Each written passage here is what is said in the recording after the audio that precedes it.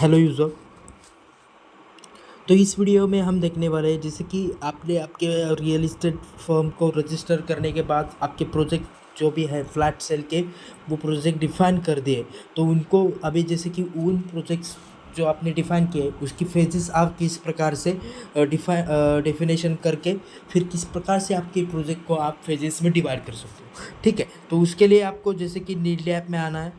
ठीक है, needy app में आने के बाद आपको यहाँ पे प्रोजेक्ट मैनेजमेंट में जाना है और फिर आपके जो भी फ्लैट सेल प्रोजेक्ट है उस एक्टिविटी में जाके आपने इस डिफाइन प्रोजेक्ट फेज में जाके जो भी आपका प्रोजेक्ट डिफाइन किया है वहाँ पे आपको जाना है।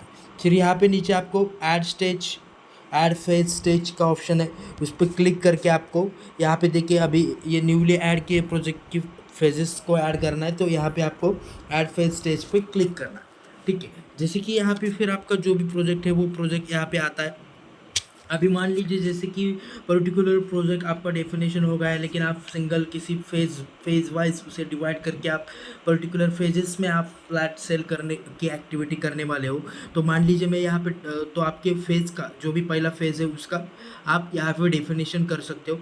जैसे कि अभी आप खुद का एक सिंगल अलग फ्लैट है, जैसे कि आप रियल इस्टेट एजेंट हो तो यहाँ पे आपको जैसे कि फॉर्मेलिटीज़ के लिए यहाँ पे फिर आप जैसे कि फेज़ इस नाम से आप ये चीज़ें ऐड कर सकते हो। जैसे कि फेज़ 1 है या फेज़ ए है मान लीजिए, इस फेज़ में अभी जैसे कि आप डुप्लेक्स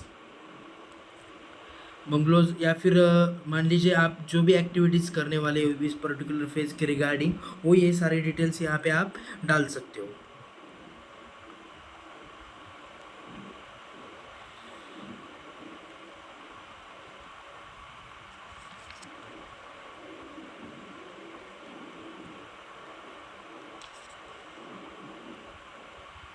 ठीक है, ये सारी डिटेल्स डालने के बाद फिर आप आपके प्रोजेक्ट का ड्यूरेशन और टाइम सेट करोगे, मतलब डेट मतलब कब से कब तक रहेगा।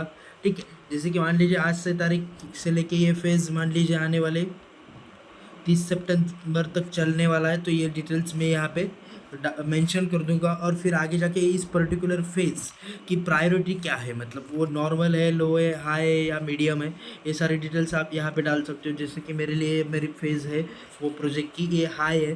ठीक है, अभी अपलोड ड्राइंग लेआउट करने के बाद फिर आप पर्टिकुलर फेज़ का भी ड्राइंग लेआउट या पीडीएफ या इमेज अटैच कर सकते हो, ड्राइंग लेआउट आपका जो भी है।